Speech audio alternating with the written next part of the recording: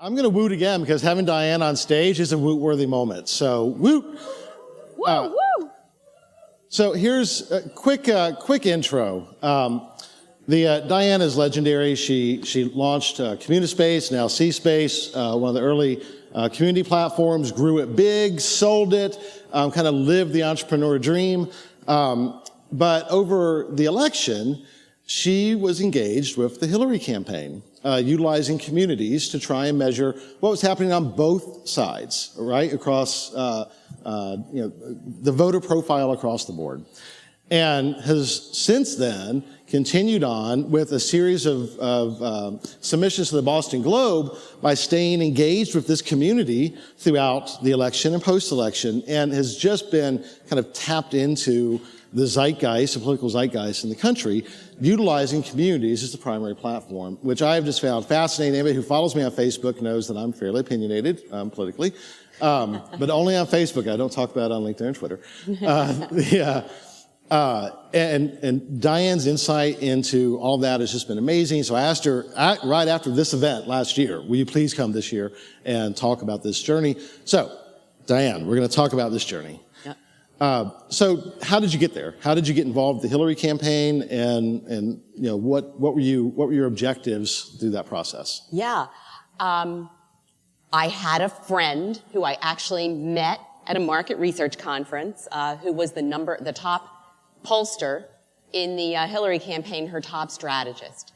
And one day I'm sitting at my desk, he calls me and says, "Diane, can I pick your brain for 10 minutes?" He said, "We have all of this data, we got all this polling data, but we don't understand a lot about why. We don't have a lot of emotional stuff, and I'm just not sure I really trust it. Do you have any ideas?" So, like any one of you would have done, I said, "How much time do you have?" I went blah, blah, blah, blah, blah. Like an hour and a half later, there was silence on the other end of the line. He said, "Would you ever think about coming and helping us?" And I ended up saying yes. I thought, why not? And please don't tweet this, but over the course of, so starting basically in May of 2016 through to the end of the campaign, I was asked to help the campaign understand one specific group, which was undecided voters in swing states. It was the most exciting and frustrating piece of work I had ever done, including some of our most challenging corporate clients. And when the campaign was over, I decided that before I moved on to do something else, I would just write an op-ed for the Boston Globe saying, here's what I was doing, and here's what I learned, and here's what I think it means. And the op-ed went viral. So the day after I wrote it, Jake Tapper was on CNN talking about it. And it was all over the place, and I thought, oh my gosh, I'm making much more of a difference after the campaign, obviously, than I did before.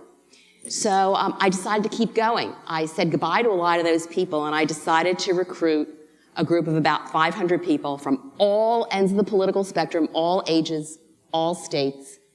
I spent all of December and January of 2016-17 on the phone, interviewing these people in person. I know after this morning, which has been so amazing, that having a one-on-one conversation with someone sounds really, really old school. But you have to think about this. The chances of people telling me the truth were very low.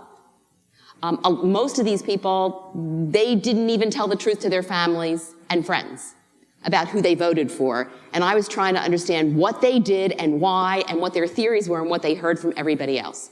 So having personal contact with people mattered a lot. I did that, and basically for the past year and a half, every single week, I've been listening to what's going on, mining their data, asking them a lot of questions, having them do projects, take photos, send me articles, watch TV, all of that.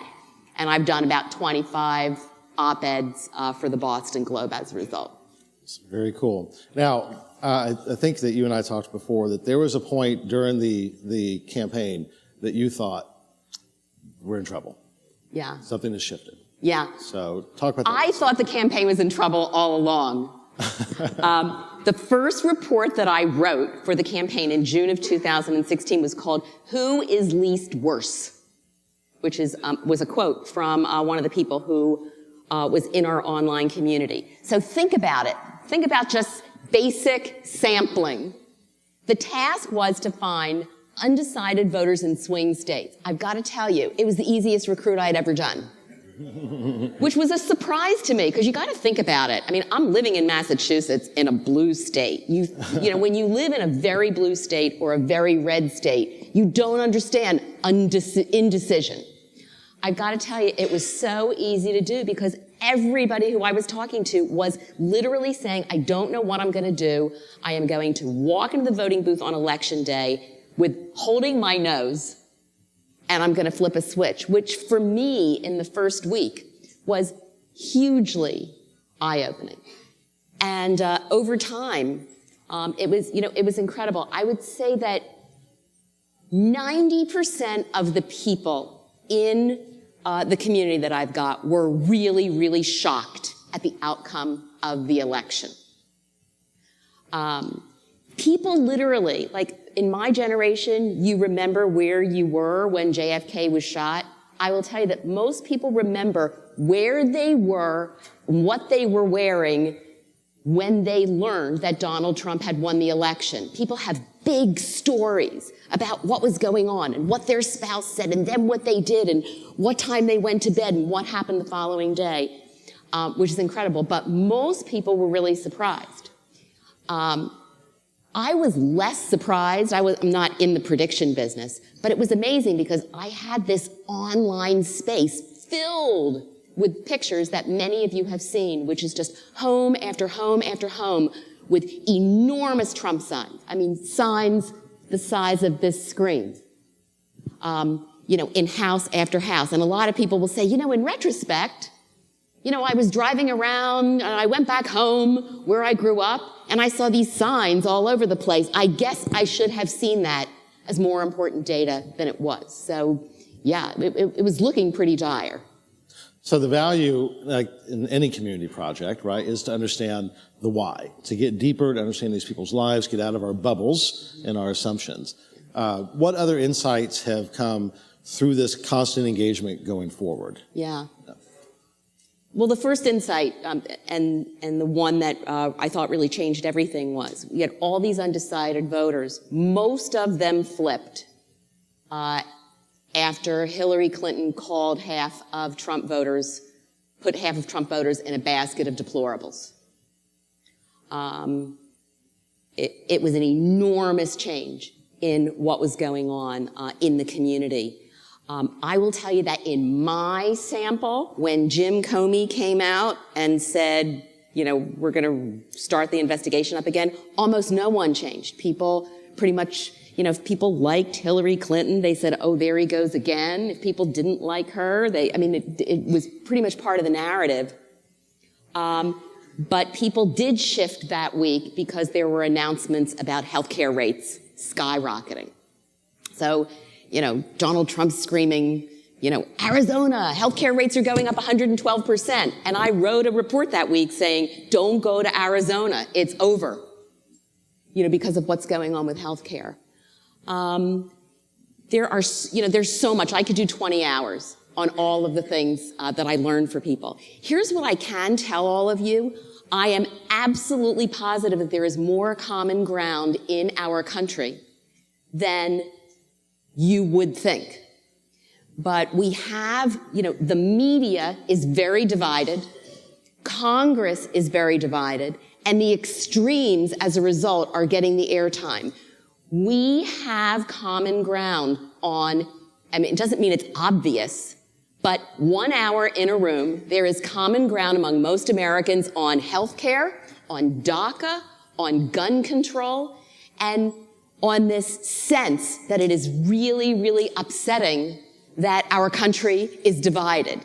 And yet that division narrative is out there all the time. It's unbelievable how much more people believe and how much more people are willing to compromise because they're looking for a way to bring their fellow citizens together. And of course, that's one of the reasons I keep going with all of this. Yeah, it's been amazing to read that and that message because it doesn't come across very well in the media. Yeah. So now, stepping back, thinking from the years of commercial applications within research, what have you learned in delving into this arena that can be applied to commercial research, Yep. Especially from utilizing the tool set that you have in place with C-Space? Yeah.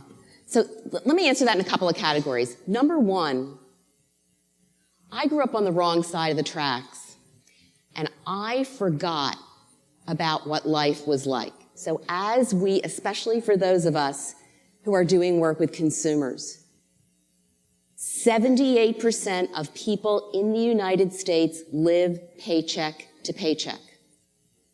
The large proportion of those people are in debt, and they save less than $100 a month.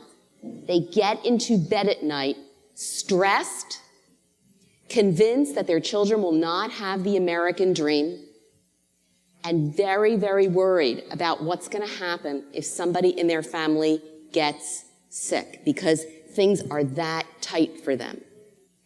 And I think we all need to remember, with our startups and our great jobs and the wonderful work that we're doing, that that's what income inequality is like in this country.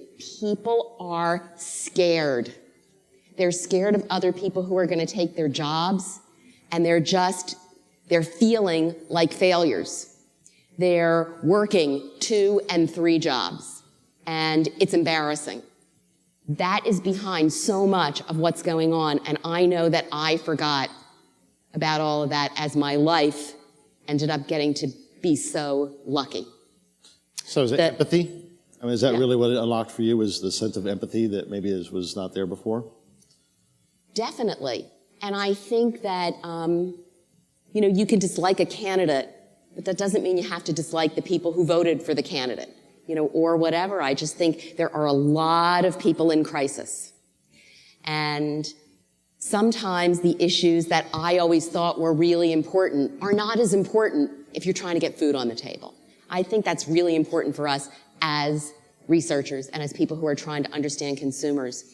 In terms of technology, one of the great things that happened to me is that I became a Boston Globe columnist, which is a total personal transformation. But as a researcher, I have had the luxury of learning how to elevate my storytelling to a completely new level. The Boston Globe does not give a hoot about my data, my sample, the integrity of my methodology, or even what I'm finding out. They want to know whether I can pull all that together in a story that's compelling to readers and that preferably will shift people's mind or get them excited enough so that they're going to take my articles and share them with other people, because you understand how the media business works.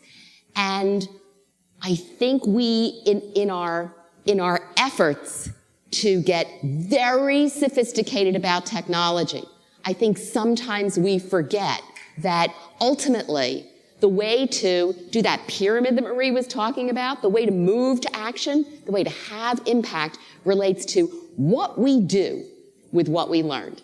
I remember we put $10 million into our technology at C-Space, and I remember one day I'm sitting with the board, and what I learned is we needed to buy a printer because the CMO of Walmart had one of our reports, and we had gone to the outside. We made it look so beautiful, and it was so unbelievably written that there's the CMO walking around Walmart. She's hugging the report.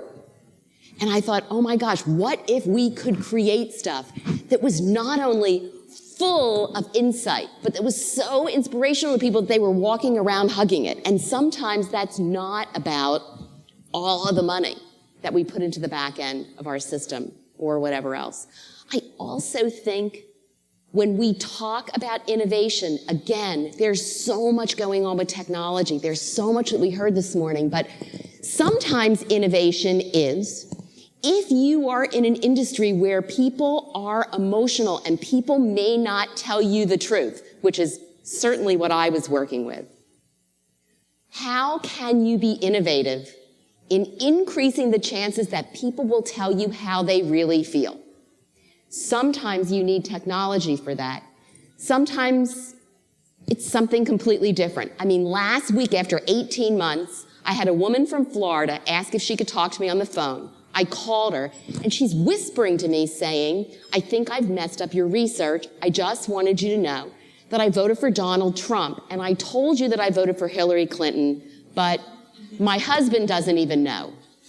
And I just need to talk about it. And I will tell you, like, you guys are all geeks like I am. That was like the greatest thing that could ever happen to me, because I thought I got a breakthrough. Here I have a respondent that I've been online with I've been online with her almost 100 weeks. And I finally got to truth with her. And she was like crying on the phone. And, you know, some of that is through technology, right? I mean, when people feel that they're really being heard, that what they're saying matters, it's unbelievable what they will do for you. I give no incentives. But if people trust the process, they trust who's getting it, they're super clear about what you're doing and why and what your agenda is. I mean, there are so many elements there, but don't just innovate on the technology and then screw up on your storytelling or screw up on your ability to find, you know, you're in financial services, as you know, I just said, you know, financial services, this is the most emotional area. People are so worried about money. I used to think it was boring to be in the insights business and financial services. Now, it's the most interesting thing, because what if people would tell you how they really felt about money and savings and what it's like to look at those retirement commercials on TV when they can't even think about whether they're going to make it through the month of June. There's so much interesting stuff there, and we need to innovate on more than how many software engineers or data scientists we're about to hire. And we know we need to hire a lot of those, but it's got to be more. Thank you, Diane. Okay. So we need to reset the room for a break. So I'm not going to take questions, but Diane, since we're on a break, will you hang out and answer any questions individually? So we're going to take a 20-minute break, reset in multiple tracks. Thank you so much, Diane. Thank you so much.